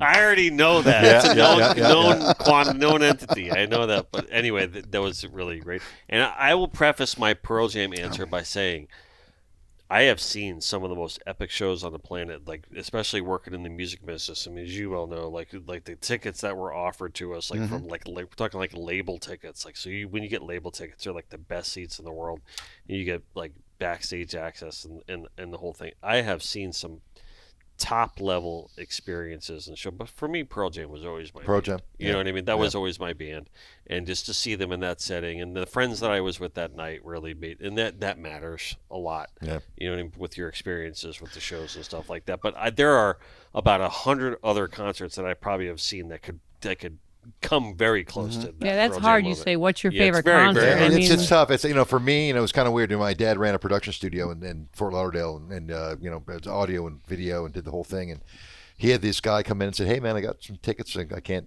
pay you for this job, so I got to give you, let me give you some tickets to help you out and everything." And 4 tickets, and sure enough, and my dad just looked at me and went, "I don't want to see these guys," And they gave it to my audio engineer, and he looked at me and said, "Oh, okay, Chicago." No. check this out. This is crazy. So sure enough, they come to me, and I'm like in my 20s, and I didn't like these guys at all, but He said, "Hey, we got tickets to Steely Dan." Oh, And he goes, "We got nice. tickets Good to one. Steely Dan at the Miami Arena. Apologies, Miami Arena when it was Okay. around." And he said, "Do you want to go?" And I'm like, "Yeah, man, no problem. I'll go check it out The with you." 14,000 seat arena. Yeah. Super small. And sure, Yeah. we went there, and I walked in, and they gave me our tickets, and I go in, and I'm sitting there, and I'm in the front row, like 5th or 6th seat off the center section, and I'm like going, "Oh my God, this is incredible!" And everything they played, everything I heard that they played, sounded exactly like it did on the radio. And then that was one of it's like, man, this is exactly what you're looking for. I got It was beats going in my head right now. crazy. On that note, the rum's going through me. We I'll be can't right back. dance. That's 2 times. That's Well, great. so you got to understand. He's breaking a No, record. you gotta understand. You broke a He's- record on the. Well, on the He's had a couple more than you guys have while you're I have to, talking. I have to He's, defend you know. them. The Swedes just don't have the bladders. I guess they don't. They're not like us Irish and Italians. You know, But yeah, it was Rob, his connection with the music, and then what I had through the family connection there was amazing. And I never even really knew what I had with all these 45. So somebody said, go on these sites. Do you know what you're getting for the record collectors? right. And you get these And vinyl is 45s. probably the most collectible form of music. And I looked at them, and they say the 45s, like the first pressing that they do, and there's little code numbers. Yeah. If before they do a second, third, and fourth, if you have the first pressing of whatever band and all that, it's worth X amount of dollars. Dude, if you have like first pressings of like Beatle albums, Oh, you're you're in the almost money, dude. No doubt about it. Your house money. The one that I have, which is so funny, and the only reason I ended up with that one because I liked stock car racing too as a kid, was Elvis Presley had a movie out called Speedway, and they had an album, and it was somebody had bought it me for a Christmas gift or something, and that album in original condition, the first pressing, which I have, Right. is going for $5,000 now. Come on. I'm not kidding you. You But have I'm not it? going to sell it. I have it. No, I'm yeah, gonna don't keep sell it. that. Don't sell it. Yeah. But that's people don't realize if you held on to all those, they're worth something depending on They are the worth, presence yeah. and all. I mean, I know a lot of people say, "Oh, that stuff's only worth what someone's willing to pay," but in this day and age with the internet, you're going to find that buyer. So. There's no doubt about it. Yeah. It is. So Yeah. very So let me interesting ask news. you though. Sure. Like, all right, so we've established that you don't like Jimmy Buffett, Well, right? So, let me put it this way because you put me in an odd spot now since he passed away. no, that's not why I'm doing it. That's not why It's I'm doing it. okay, We've talked about George. this But, before. but We've- I've seen him 3 times in concert. I saw We've him 3 times. established that Dennis likes to listen to Chicago and eat pickles after everybody That's goes to bed. that's weird. That's so. I don't know. But I did not see- all at no. the same time, though. Okay, let me go ahead and put my thoughts on Jimmy Buffett. I liked him when he first started. Yeah. And his first song he came out, Come Monday, man. Monday That's- was one of my yeah, all-time man. favorite What, songs to this day. 1975-ish? I don't. Yeah. Is it earlier than that? Earlier, It I might thought. even be It's earlier than earlier, that, I yeah. believe, yeah. But that is one of my all-time favorite songs with the top 10 that I like to this day. And I liked him when he was first starting out. I saw him 3 different times. Then I just thought, and this is me personally, because sometimes I see the world in a totally different manner than most people do. It's all of a sudden, he just progressed to where, okay, you're seeing all these old people with the Hawaiian shirts and the Corvettes and all that. And it's sort of like, this is like a Century Village kind of a rally, more so than, and I just, all of a sudden, I just soured. I like the early stuff, like Billy Joel. I like when he first started. Yeah. Even though he got very big, huge commercial successes, I never cared for the later stuff. I liked when they first came out. We didn't start the fire engine at all. No, Right? Yeah, no, yeah, no. yeah. And going back to Chicago, I got suckered to buying one of the albums because they had that really good song. So I'm a kid, you're What working, you was save. the really good song? I'm trying to think of the first one. I can't. 25. 25 or 64? Maybe. I thought this that, was that a was good early song. on. Yeah, Yeah, the Robert Lamb wrote So that save one them enough money. earlier, I yeah. bought the album. I know way too much about Chicago. And that was the only good I'm song. The realizing. rest of the songs in that totally sucked. The lead singer, did he kill himself at one point, man? At the I don't want to talk about it. I don't know, whatever. Stop. he's not Peter Cetera. It's not Peter Cetera. Not Peter Cetera. Lamb. Lamb. It's- Lamb. no, he's Was it still alive. Lamb No, or that's- somebody? it's one He was guy. there the other night. The one guy. The Lamb. David Lamb. Yeah, there or was somebody one Lamb. of the Steve trumpet- Lamb. one of the guys in the horn Something like section. that. Yeah. But Robert anyway. Lamb. So Rob and He's I, still we alive. know more worthless information about Robert music the than Swede probably Lamb. most people. Yes, exactly. Yeah, George and I definitely know so much bullshit information. It's crazy, man. I can't tell you. All right. Listen. I have no idea where this podcast headed, but I'm thankful it did. And I want to thank you guys we're going to. You need me Listen. to close it? I could do it. No. Yes, yeah. No. Let's see if you can make. Okay, yeah. Listen, I just want to ask though before we go, like one. Sure.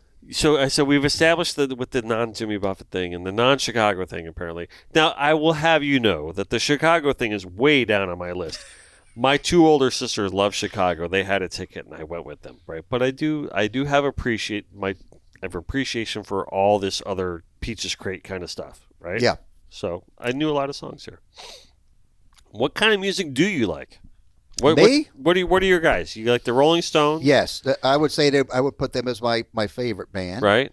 Of course, you know Led Zeppelin. You got to like that. You got to like the I Beatles like it. and all See, that. now you're starting to rise up on the notches I'm a there. classic rock person. Okay.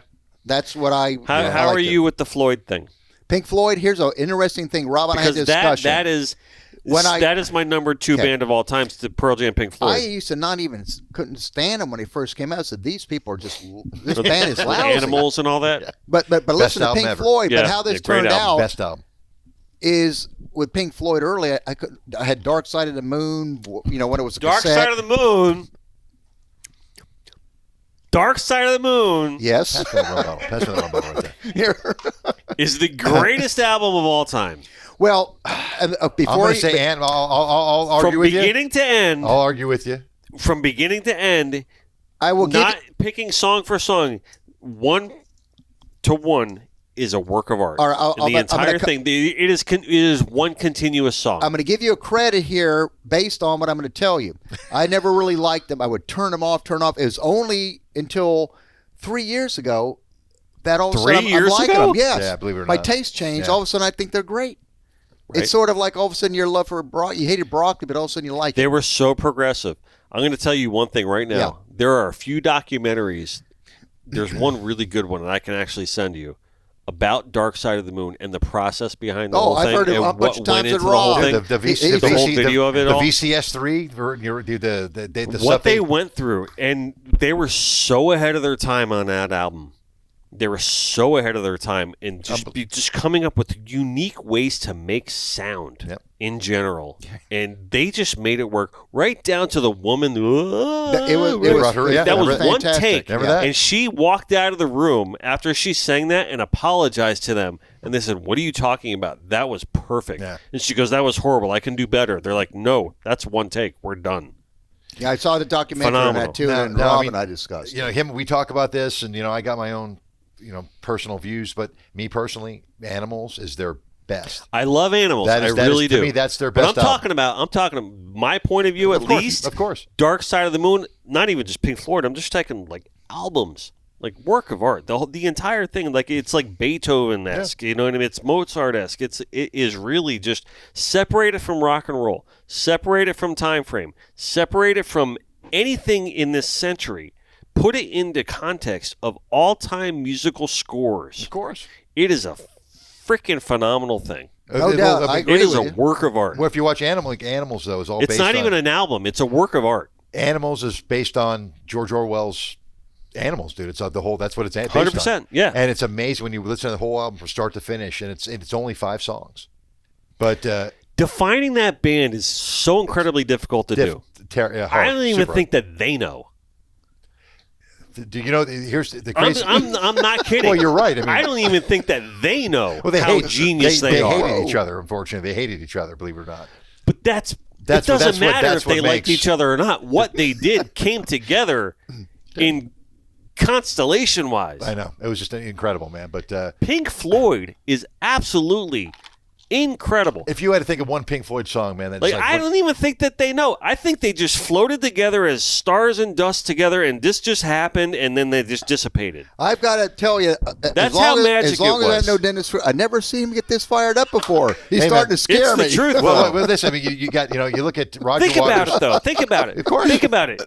Dust in the universe exploded, happened to settle in the 70s at some point, Yeah. right? Pink Floyd happened, and then they argued, and then it went away. I think what happened was you had Roger Right? Waters and you had And David it was just Gilmour. freaking perfect. And you had these two guys that just made the band, and one guy was massive, the other guy was massive too, and you couldn't be anything without either of them, even though Nick Mason was great and Rick Wright was great. these two guys were just the mix, man, and they had it going off, and they were bouncing off each other. They hated each other, and that's what you need to have great music. You have to. And it's a shame, but it's a shame. Listen, no art is made without conflict. It's just the way it is, always. Any story that you read, Ever. any movie Always. that you see, no Yeah. art is made without Yeah, man. conflict, right? Look behind you. Like, even though I paint fish, there is conflict in every single piece you see here. Yeah. Something's getting eaten. Yeah. Something's getting eaten, right? It's funny you bring that up because that is one of the things I love about being a marine artist. I mean, you think about the ocean, the fish, and the species, and it's just continual, like nonstop, Yeah. like survival, right? If you think about being a fish, what a horrible life that must be, right? Unless you're the blue marlin, or Of course. you know what I mean, or you're the apex predator, or whatever. And hope there's no mako shark behind you. 100%. But let's just think about the conflict involved in that, like on a continual basis. Like even on the reef, like this whole like I'm in, I'm out, I need to eat, I'm in, I'm out, I might get eaten. You know what I mean? It's actually a really horrible life, but it's beautiful from our Of course. standpoint. You know what I mean? But for me, there is no good art without conflict. yeah, you're right. For me in closing, I wish I had a time machine. So I you wish want I it to could- end? I wish I could go back into 1977 Tampa Bay and go see that Led Led Zeppelin Zeppelin? show, which is banned still to this day. I want to go back in my time machine and go see what happened to that concert and go, why is it banned still in Tampa Bay, and Right. why can't you go back there? That's still what I Well, want. here's something I'll throw out. You guys come on next time. We can talk all about Led Zeppelin. Man, So I'll I'm there, get buddy. just as passionate. Dude. Okay, here's a question that Rob and I I'm sort sorry. of can't Did I figure out. get too emotional No, about Pink Floyd? this was great. Hey, This was great. Hey, you're right here with me, man. Yeah, yeah. Bro, that's when it comes to Floyd. Okay, Yeah. when you try to analyze the top classic rock bands of all time, you could argue who was on top between the Rolling Stones or the Beatles. Then there's Led Zeppelin in the mix, Yeah. and you could put the Who in. I was never a fan of Who. All British invasion stuff. So, okay, let's just say you have the Rolling Stones, you have the Beatles, and Led Zeppelin. Now, here's a band You can throw Leonard Skinner in there, but their catalog is just not deep enough. No. So where you talk about British bands, you had the Kinks. Why Oh, my didn't the God. Kinks? They never Dude. seemed to get that next ladder rung higher to be talked about in the same breath as the Rolling Stones. Well, they just did not make the Zeppelin. proper deal with the devil, my friend. But they were good. It's- And to put it in I'm with him on perspective, this one. I'm with him on this one. I asked my youngest, actually They my were my oldest daughter Lindsay, a number of years ago. Thank you. I said, we used to play the Kinks song. I said, I wonder why they never ever got to the status of the Rolling Stones, Beatles, or Led Zeppelin. She looked at me, Dad, because they suck. That's what she told me. But you wonder why could they get that one extra ladder rung higher and were talked about in that grouping? Whatever happened? I thought they were pretty talented. They were, man. They were. I think they were very They talented. were. They just unfortunately did not get All right. that red carpet rollout. Without doing any homework on the topic.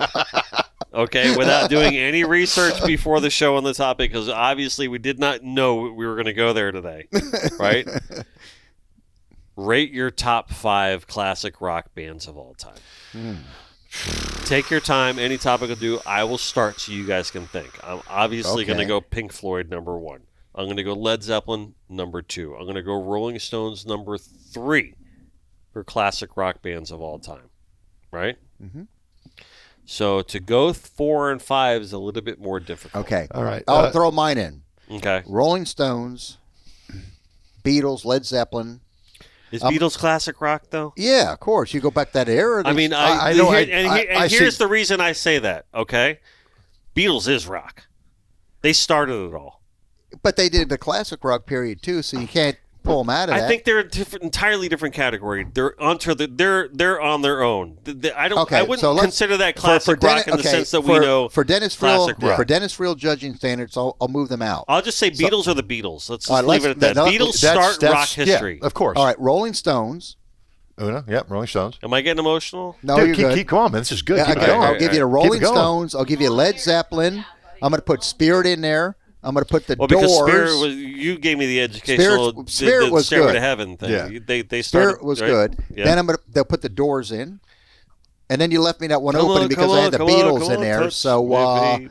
it would be a great Jimi Hendrix. I'll put him in there. All right, so Yeah. so what do we do for the 3? You said for your first 3 were Zeppelin, Pink Floyd, Zeppelin, Pink Floyd, Rolling Zeppelin, Stones. Rolling Stones. Okay, so that's for the 3. I'm going to add to that, and here's my extra 2. I'm going to say Sabbath. I'm going to say Queen. Good ones. Two good ones. Two good ones. I like it.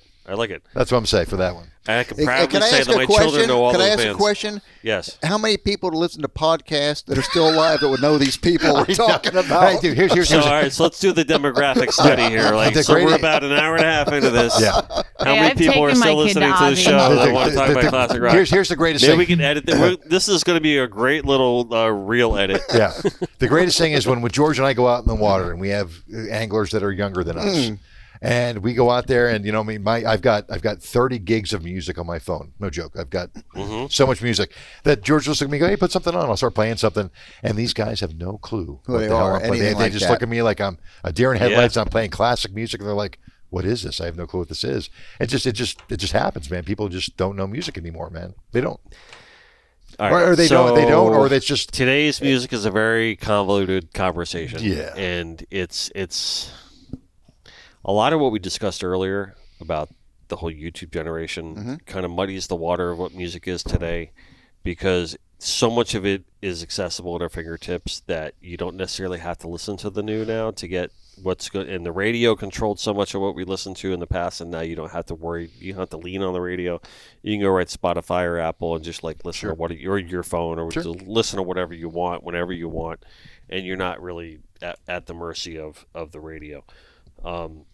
But I think that there's a lot of timelessness of what people are able to listen to, these days. And I have to add, and this is going to be such a horrible statement, like if I don't say it correctly, that what Taylor Swift is doing to music today is absolutely phenomenal. I agree. Because she 100%. is shattering 100%. what we've known as far as records go. Records were always as far made as to be numbers, broken. Yeah, as far as numbers go, what she's doing to music today. And I can tell you firsthand that if I didn't have a daughter, I probably wouldn't know one Taylor Swift song in the world. But because I have a daughter, I know every single Taylor Swift song there is in the world. And I can unequivocally say she's pretty good. She's great. And a lot of the stuff that she comes with is just really, and I say this with the greatest humility. Like I say, I can't believe I'm saying this, but she writes all of her own songs. Which is great for these days, by the way. Every single song, that's kind of unheard of in this day and age of the music business and what it can do to you and everything like that. But she writes everything that she does, except for like the combo stuff or the when she has like a guest writer or a guest performer in there. And to me, what separates it, I worked in the music industry for years, and they really threw around that term artist loosely when they say, "Oh, this artist, this artist, this artist." And it's like, well, I'd never really considered you as a musician to be an artist unless you wrote your own music. For all these artists that all these other guys are writing their own music, you're just a performer. Yeah. And that's the way I see it. You're a performer. You're taking other people's work and you're performing it. Yeah. Right? And so, but when you look at her, like literally, if you look at how deep her catalog is and the amount of hits that she has, and it's good music. It really is. And I know a lot of people aren't like into the Taylor Swift thing right now because of the whole Travis Kelce thing, and they're sick of hearing it with the NFL, and it's like a hot topic and everything like that. But really, listen, you want to back up women, and you want to say, "Oh yeah, we're all for this" and everything like that, and then all of a sudden Taylor Swift comes on and she starts ruling the world, and you don't want to accept that. I'm sorry, but that's just the truth. You're right. I mean, it makes you want to go and get a Cellar Door concert ticket and go see Uriah Heep. Well, did you know? That's great stuff. Dude. Spinning around, going So- back to Papa's Pilar, we had this conversation with Stephen Groth, the founder and dad of Papa's Pilar. His former business was in a Cellar Door concert tickets. right, We had this Yep. conversation. Cellar Door. Right. So it's funny God. how this whole thing segued back to Papa's Cellar Pilar. Door, man. That was, that was huge. You remember Concert Cellar Door? I mean, tickets, that was 100%. that was we used to get all the tickets from Specs. Cellar Door. Yeah, man. yeah. That was, Right. The old Yeah. Sunrise Musical Theater. Exactly. Yeah. Sure. And hearing you talk about Peaches, man, Peaches, that was like, Yep. that was, going into Peaches record store, and you'd go out front, there'd be the handprints and all the different, things that were there. And just Peaches was the record store of record stores, man. Well, the company that I work for, Alliance Entertainment, we were like, whatever, we were in music distribution. We worked directly with all record labels. Everyone that worked there came from Peaches. Yeah, so it was like really like a. You ever see the Empire Records movie where it was like really like that was basically where I worked for like. I mean, I can't believe you years. remember Peaches Records. I mean, that's 100%. like that's something Anyone that in South Florida native would definitely know that. That's crazy. And a big line when they talk about the grand open, and people are all lined up to get inside when they were doing it. Sure. Amazing. Wild stuff, man. Makes This has been- oh makes my you God. so I gotta- happy. all that right, you grew listen, up in we gotta South end Florida. this eventually. All right. Thank you very much for coming in on the podcast. We're gonna end it. There's no other way to end this. I could literally sit here and talk to you guys forever, especially when it comes to music. We really Pink Floyd is the greatest band. Nicely done. So thank you very much. Do you remember the outro or no? You mean when it's the time we go to church, right? Right, the church announcements. The tear that brings Do you remember them or no? Go ahead. No, I forget. Your Go ahead. ego. I've heard about this. Yes. Your ego is not your amigo. Yes. Always do your best. At the end of the day, just let God do the rest. And do not ever forget that no matter where we are, no matter what we're doing, we are all connected by water. And apparently classic rock, Yeah, too. classic rock. Yeah, man. Yeah. Definitely, brother. That's Nice. great. Dennis, appreciate you having us. It was another great time. Thank you, guys. Thank you, man. Appreciate it.